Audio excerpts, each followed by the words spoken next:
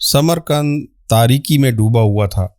آسمان پر سیاہ بادلوں کی وجہ سے ہاتھ کو ہاتھ بجھائی نہ دیتا تھا۔ آسمان پر کوئی تارا نظر آتا تھا، نہ زمین پر کوئی چراغ۔ تمام لوگ سو چکے تھے۔ اسی عالم میں صرف ایک شخص جاگ رہا تھا۔ رات کی تاریکی میں یہ شخص اپنے گھر سے نکلا اور دائیں بائیں جھانکے بغیر سیدھا قصر عمارات کے پاس چلا گیا۔ اس نے محل پر ایسی قاہرانہ نظر ڈالی کہ اگر اس میں انگارے ہوتے تو یہ خیل خاکستر ہو جاتا۔ اس نے قدم تیز کیے اور اپنی منزل مقصود کی طرف روانہ ہو گیا۔ وہ شہر سے نکل کر درختوں کے ایسے جھنڈ میں داخل ہوا جہاں وحشی درندوں اور خونخوار جانوروں کی دہشت ناک آوازیں سنائی دے رہی تھیں۔ جنگل خوفناک تاریکی میں ڈوبا ہوا تھا۔ درختوں کے جھنڈ اور راتوں کی گھٹا ٹوپ اندھیروں کی وجہ سے آنکھوں میں پڑی چیزیں بھی پوری طرح دکھائی نہ دیتی تھیں، مگر یہ آدمی اس خطرناک منظر سے بے پرواہ ہو کر منزل مقصود کی طرف گامزن رہا۔ اگلا مقام اس سے بھی زیادہ خوفناک اور دل دہلا دینے والا تھا۔ چلتے چلتے جب وہ اس پتھر کے پاس پہنچا جو مندر کے پہلو میں تھا تو ہیبت کی وجہ سے چند قدم پیچھے ہٹ گیا۔ اس پر اتنا خوف طاری ہوا جو عام لوگوں پر خوفناک درندے دیکھ کر بھی نہیں ہوتا۔ اس کا سبب یہ نہیں تھا کہ یہ شخص کوئی بزدل انسان یا نوعمر لڑکا تھا، بلکہ اس جری اور دلیر شخص کے دل میں بچپن سے ہی مندر کے ہیبت ناک توہمات بٹھا دیے گئے تھے اور یہ ابھی توہمات میں پروان چڑھا تھا۔ چنانچہ یہ مندر کی مخفی قوتوں اور اسرار و رموز سے اتنا خائف تھا کہ میدان جنگ کی سنسناتی ہوئی تلواروں کا خوف اس کے مقابلے میں ہیچ تھا۔ وجہ یہ تھی کہ اس مندر میں ہر کسی کو آنے کی اجازت نہ تھی۔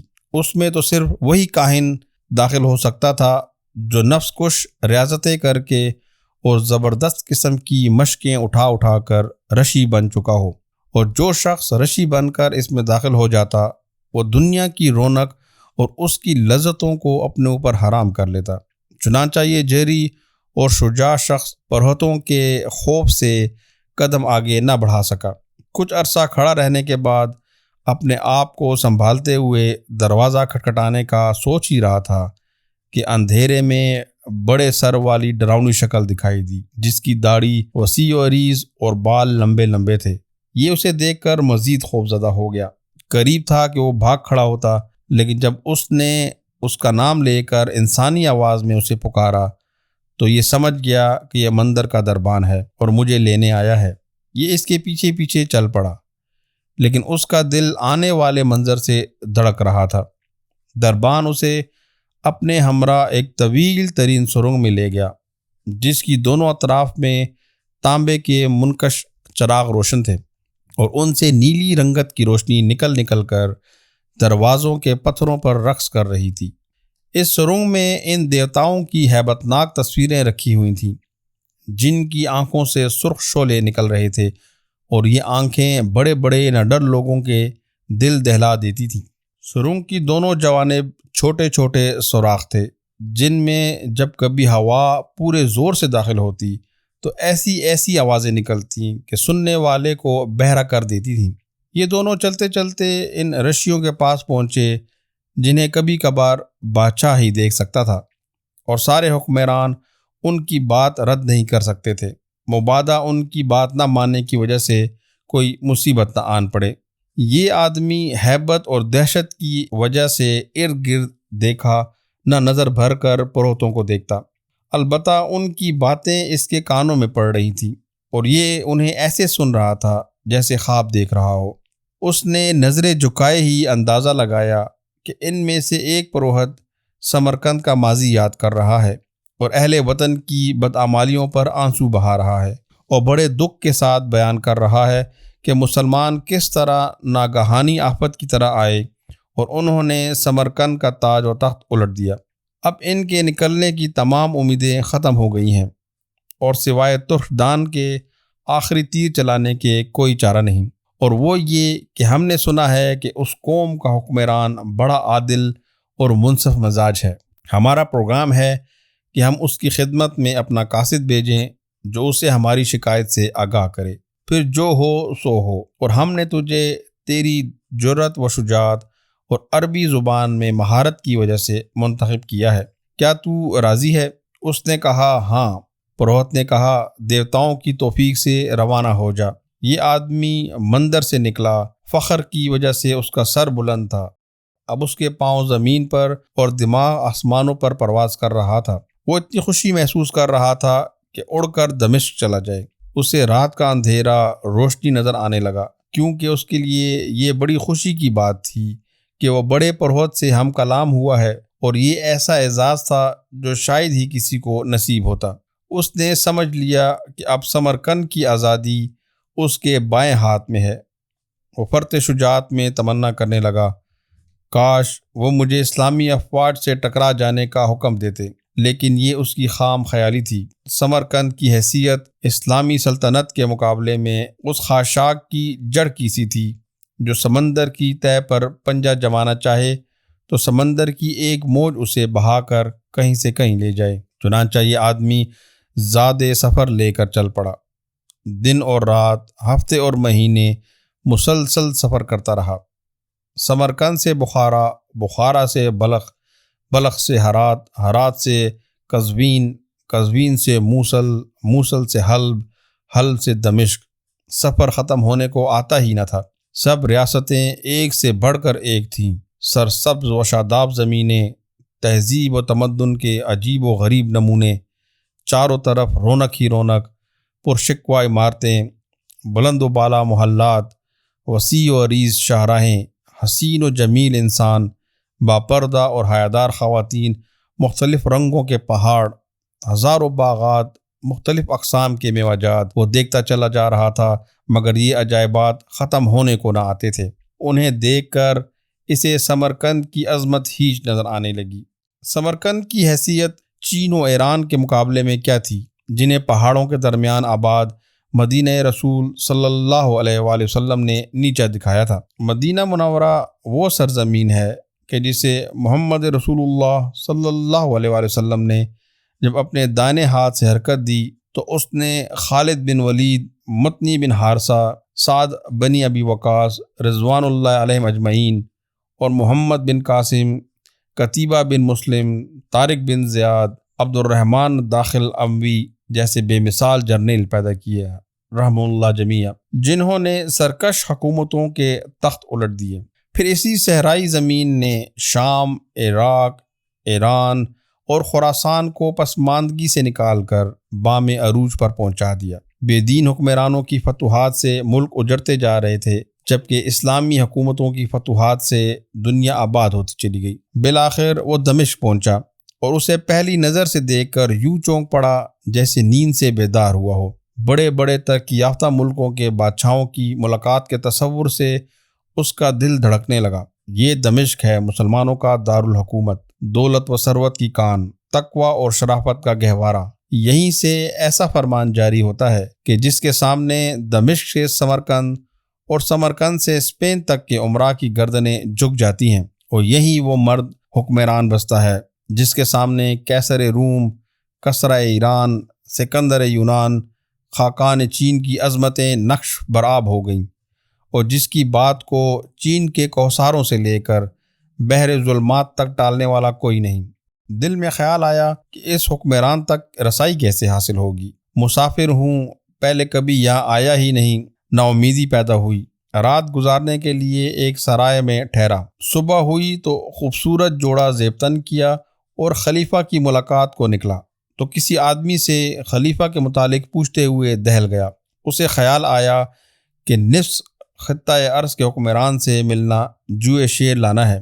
اسے یاد آیا کہ دنیا کے بادشاہ کس طرح کسرا ایران کے سامنے لرزاں و ترساں کھڑے ہوتے تھے۔ وہ محض شبہ اور ناپسندیدہ جملے کی بنا پر ان کو درندوں کے حوالے کر دیتا تھا۔ اس نے اپنی جان کے خطرے کے پیش نظر خلیفہ سے ملاقات کا خیال دل سے نکال دیا اور سوچنے لگا کہ جان گنوا کر ملک کی آزادی میرے کس کام کی۔ انہی سوچوں اور گھبراہٹوں میں گم ارد گرد گھومتا رہا۔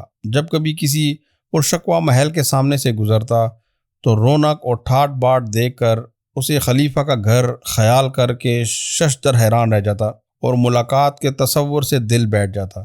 چلتے چلتے اس کے سامنے ایک وسیع و عریض اور عالیشان عمارت آ گئی، جس کا دروازہ بلند و بالا اور بہت چوڑا تھا۔ اس کے دائیں بائیں دو لمبے لمبے مرمری ستون تھے، جن کے نقش و نگار اور بیل بوٹوں کو دیکھ کر آنکھیں خیرہ ہو جاتی تھیں۔ اس نے دیکھا کہ بے شمار لوگ اس میں آ جا رہے ہیں اور کوئی روکتا ٹوکتا نہیں، چنانچہ یہ بھی اس میں داخل ہو گیا۔ اندر جا کر خوبصورت وسیع و عریض صحن اور جھیل کو دیکھ کر پہلے سے زیادہ حیران ہو گیا۔ اس جھیل میں پانی کے فوارے پھوٹ رہے تھے اور سورج کی کرنوں نے اسے وہ حسن بخش دیا تھا جو بیان سے باہر ہے۔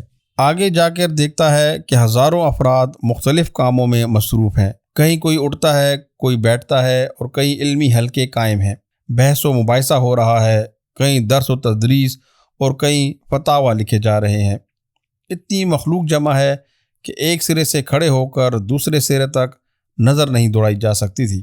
فرش ایسا خوشنما کہ شیشے کی طرح چمک رہا تھا، دیواروں کے رنگ و روغن نے آنکھیں چندھیا دیں۔ چھت کی طرف دیکھا تو چاندی کی زنجیروں سے لٹکی ہوئی قندیلوں اور شمعدانوں کی خوشنمائی نے سب کچھ بھلا دیا۔ اس بقائے نور میں چلتے چلتے ایک نمازی کے پاس کھڑا ہو گیا۔ اس نے سلام پھیر کر اس مسافر کا حال پوچھا۔ اسے معلوم ہوا کہ خلیفہ سے ملنا چاہتا ہے۔ نمازی: تو کیا آپ امیر المومنین کے گھر کا پتہ پوچھنا چاہتے ہیں؟ سمرقندی: کیا یہ امیر المومنین کا گھر نہیں؟ نمازی ہنستے ہوئے: نہیں، یہ اللہ کا گھر ہے۔ کیا تو نے نماز پڑھ لی ہے؟ اس بیچارے کو نماز کا کیا پتہ، یہ تو اس دین کا پابند تھا جس کی معرفت صرف ڈراؤنی صورتوں والے دیوتاؤں ہی کو حاصل تھی۔ کہاں مندروں کا اندھیرا اور کہاں اسلام کا نور و جمال۔ یہ خاموش رہا تو نمازی نے پھر پوچھا: کیا تم نے نماز ادا کر لی ہے؟ سمرقندی نے کہا: جناب، میں نے نماز نہیں پڑھی اور میں جانتا ہی نہیں کہ نماز کیا ہے۔ نمازی: تیرا دین کون سا ہے؟ سمرقندی: میں سمرقند والوں کے دین کا پابند ہوں۔ نمازی: ان کا دین کیا ہے؟ سمرقندی: مقدس مورتیوں کی پرستش۔ نمازی نے پوچھا: تیرا رب کون ہے؟ سمرقندی: مندر کے مرعوب کن دیوتا۔ نمازی: کیا جب تو بیمار ہوتا ہے تو وہ تجھے شفا دیتے ہیں یا حاجت طلب کرے تو پوری کرتے ہیں؟ سمرقندی: میں نہیں جانتا۔ اس نمازی نے سمجھ لیا کہ یہ بیچارہ جاہل ہے۔ اس نے اس کے خالی دل میں اسلام کے سیدھے سادے اصول اور اس کا جمال ڈالنا شروع کر دیا۔ تھوڑی سی دیر میں یہ اس دین کا پابند ہو گیا جس نے عربوں کو پوری دنیا کا حکمران بنا دیا تھا۔ نمازی نے کہا: آؤ میں تمہیں خلیفہ کا گھر بتاؤں۔ اس وقت امیر المومنین گھر کا کام کر رہے تھے۔ یہ اس کے پیچھے پیچھے چل پڑا اور اس کا چہرہ اسلام کے جمال و کمال سے آگہی کی بنا پر تمتما رہا تھا۔ یہ داخل ہونے والے دروازے کی بجائے دوسرے دروازے سے نکلا اور اس وقت حیران و ششدر رہ گیا جب نمازی لکڑی کے دروازے والے تنگ مکان کی طرف اشارہ کر کے کہہ رہا تھا کہ یہ امیر المومنین کا گھر ہے۔ اس نے نمازی کی طرف دیکھا کہ شاید مذاق کر رہا ہو، لیکن اسے سنجیدہ پا کر دروازے سے آگے بڑھ گیا۔ اسے دروازے کی دراڑ سے نظر آیا کہ ایک بزرگ گارے سے دیوار لیپ رہا ہے اور ایک بی بی آٹا گوندھ رہی ہے۔ اس نے دروازہ چھوڑ دیا اور غصے سے اس نمازی کو پکڑ لیا اور کہا: تو نے مجھ سے جھوٹ بول کر کیا لینا تھا؟ میں نے تجھ سے خلیفہ کا گھر پوچھا تھا، لیکن تو نے معمار کا گھر بتا دیا۔ نمازی: کون سا معمار؟ سمرقندی: گھر والا اور کون؟ اور پھر اسے گھر والے کا حلیہ بتایا۔ نمازی: افسوس تجھ پر، وہی تو امیر المومنین حضرت عمر بن عبدالعزیز ہیں کہ اس وقت اللہ کے بعد روئے زمین پر اس سے بڑا حکمران کوئی نہیں۔ اور وہ عورت، وہ امیر المومنین کی بیوی، خلیفہ عبد المالک کی بیٹی اور دو خلفاء ولید بن عبد المالک اور سلیمان کی بہن، بعد میں بننے والے دو خلفاء کی ہمشیرہ، عرب کی معزز ترین عورت ہے۔ امیر المومنین بذات خود بڑے مالدار، خوش پوش اور خوش خوراک انسان تھے، لیکن ان میں دنیا کے مشہور ترین عادل حکمران عمر فاروق رضی اللہ تعالیٰ عنہ کی رگ تھی، جو اسے اس حالت میں لے آئی۔ واپس جا اور دروازہ کھٹکھٹا کر انہیں اپنا قصہ سنا اور خوف نہ کھا۔ اللہ کی قسم یہ کوئی متکبر اور ظالم و جابر حکمران نہیں ہے، یہ تو متواضع اور منکسر المزاج امیر المومنین ہیں۔ انہیں حق بات نافذ کرنے میں کوئی رکاوٹ پیش نہیں آتی۔ جبھی اللہ کی خاطر غصے میں آتے ہیں تو ہواؤں کے جھکڑ اور بادلوں کی بجلیاں اس کی قوت بن جاتی ہیں۔ سمرقندی رجت قہقری میں مبتلا ہو جاتا ہے، بہادری جوش مارتی ہے تو قدم اٹھا لیتا ہے، رعب و دبدبہ کا تصور آتا ہے تو دل بجھ جاتا ہے۔ وہ اپنے ملک کے حکمرانوں کے مسلح باڈی گارڈز کا تصور کرتا ہے تو تذبذب میں پڑ جاتا ہے۔ وہ سمجھتا ہے کہ بادشاہ تو وہ ہوتے ہیں جو تلوار کے زور پر حکمرانی کریں اور رعیت ڈر کر ان کی اطاعت کرے۔ عدل کی حکمرانی اور محبت کی اطاعت تو وہ جانتا ہی نہ تھا۔ یہ بات دل میں جاگزیں ہوئی کہ ضرور یہ شخص مذاق کر رہا ہے۔ دوڑ کر اس نمازی کو پیچھے سے جا لیا اور کہا، میرے بھائی تجھے اللہ کی قسم سچ بتا، واقعی یہ امیر المومنین کا گھر ہے؟ نمازی نے کہا، جی ہاں، واقعی یہ اس انسان کا گھر ہے جسے قرآن کی برکت نے کیس و کسرا، فرعون و خاقان کے ممالک اور ان کے تاج کا وارث بنایا۔ چونکہ اس کا سر بلند تھا اور یہ تاج چھوٹے تھے، تاج وہاں تک نہ پہنچ پاتے تھے، اسی لیے اس نے عرب کے تاج پسند کر لیے۔ یہ اس آدمی کا گھر ہے جس کے سامنے دنیا کے ثمرات اور مال غنیمت کے اموال کشاں کشاں چلے آ رہے ہیں، اور یہ سونا تول تول کر مستحقین کو دے رہا ہے، فقیروں کو جواہرات اور محتاجوں کو گھر دے رہا ہے، لیکن خود ان چیزوں سے بے نیاز ہے۔ اپنے خاندان کو اس کے قریب نہیں پھٹکنے دیتا، کیونکہ اس نے سونے چاندی اور جواہرات کے بدلے اپنے رب سے جنت کا سودا کر رکھا ہے۔ اس نے دنیا کو عاجزی اور لاچاری کی بنا پر ترک نہیں کیا، بلکہ شاہی میں فقیر اختیار کی۔ حکمران بننے سے پہلے وہ اپنی صلاحیت کا لوہا منوا چکا تھا۔ اس کی رہبانیت بھی عجیب ہے، نہ غار میں بیٹھ کر ترک دنیا پر مائل، نہ مسجد میں یاد الہی کے بہانے حقوق العباد سے غافل، بلکہ دولت و ثروت اور حکومت و سلطنت کا مالک ہو کر زاہد بن گیا ہے۔ یہ آگ میں داخل ہوا تو ہے مگر جل نہیں رہا، پانی میں چل تو رہا ہے مگر بھیگ نہیں رہا۔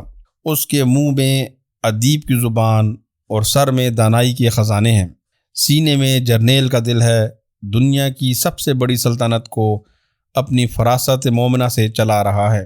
داخلہ اور خارجہ، عدلیہ و انتظامیہ جیسے محکمے اس کے اشاروں پر چل رہے ہیں۔ یہ قائد بھی ہے، مفتی بھی، عالم بھی ہے اور معلم بھی۔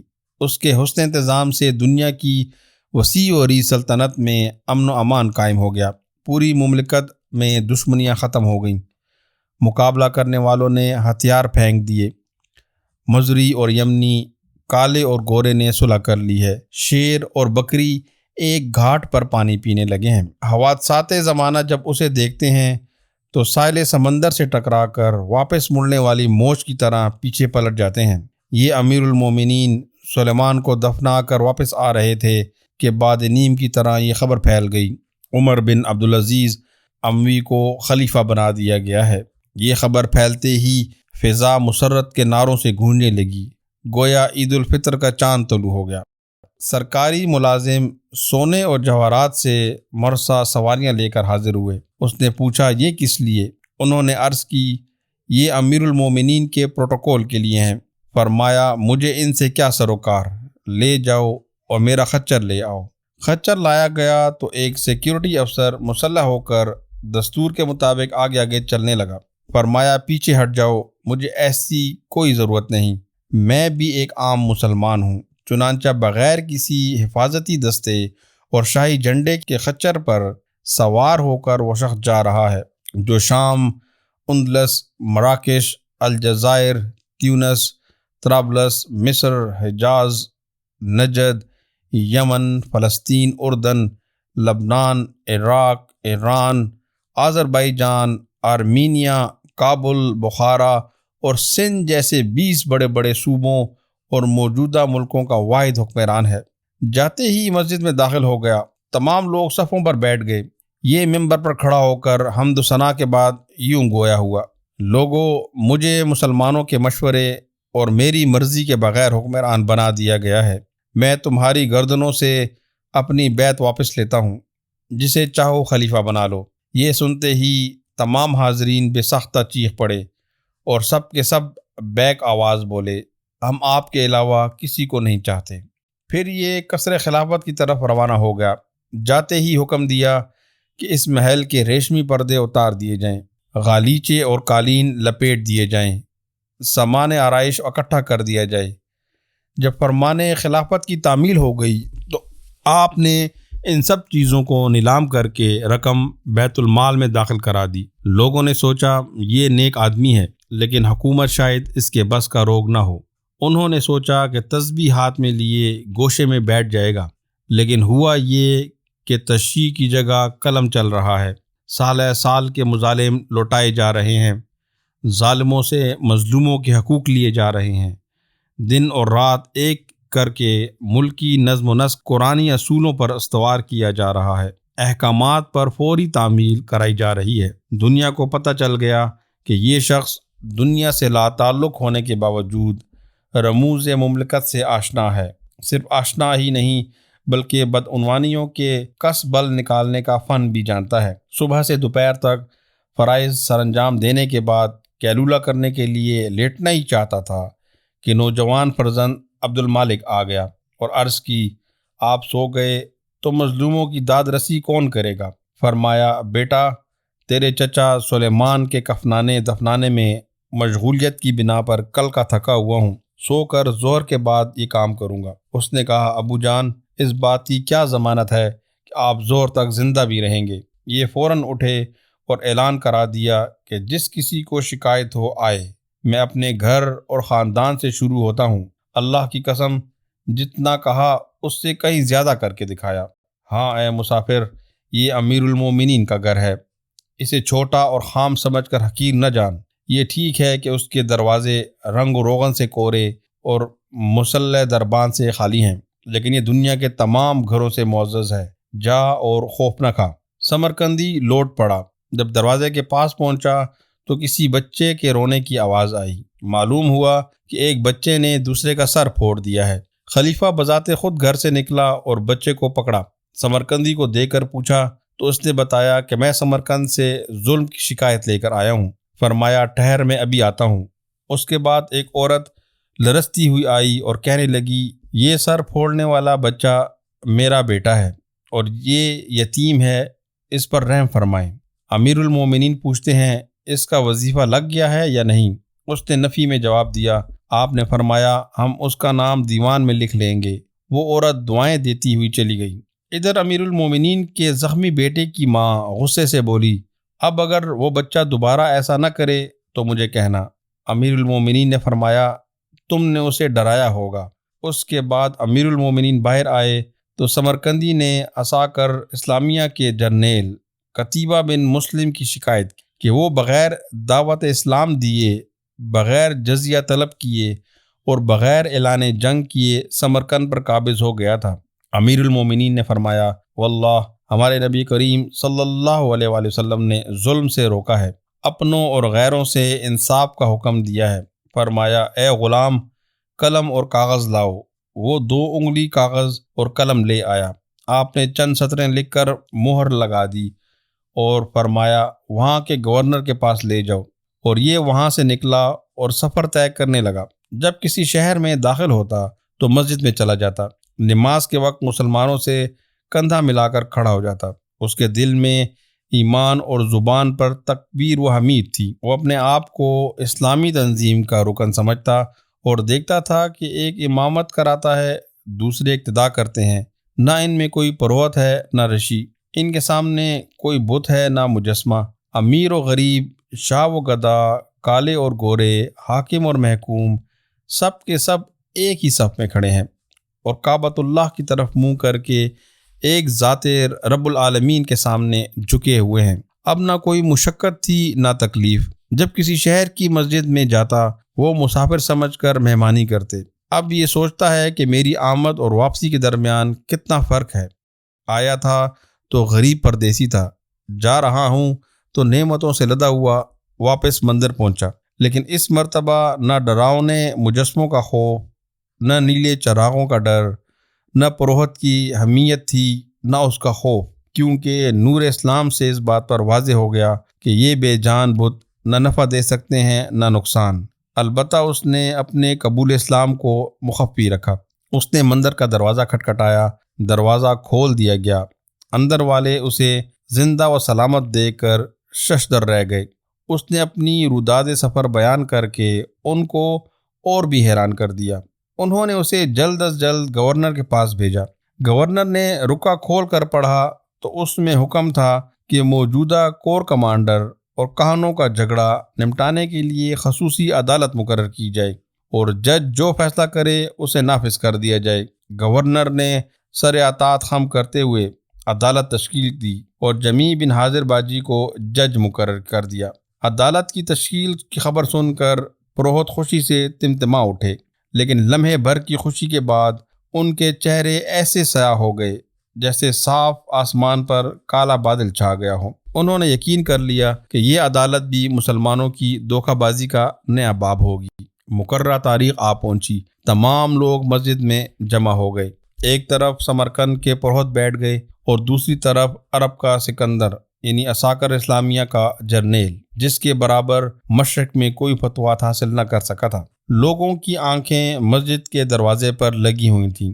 تھوڑی دیر بعد ایک دبلا پتلا اور نحیف و نزار شخص چھوٹی سی ٹوپی سر پر رکھے مسجد میں داخل ہوا۔ اس کے ساتھ اس کا غلام تھا۔ وہ آتے ہی 2 نفل ادا کر کے مسجد کے ستون سے لگ کر بیٹھ گیا اور اس کا غلام پاس کھڑا ہو گیا۔ یہ خصوصی عدالت کا جج جمیع بن حاضر باجی تھا۔ جج کو دیکھ کر پروہتوں کی آخری امید بھی ختم ہو گئی۔ یہ کیسے ہوگا کہ یہ شخص فاتح اعظم کے خلاف اور مغلوب پروہتوں کے حق میں فیصلہ سنائے؟ جج کے غلام نے بغیر کسی لقب اور رکنیت کے سپہ سالار کو پکارا۔ وہ آ کر دائیں جانب بیٹھ گیا۔ پھر پروہتوں کے سربراہ کو بلایا، وہ بائیں جانب بیٹھ گیا۔ مقدمے کی سماعت شروع ہو گئی۔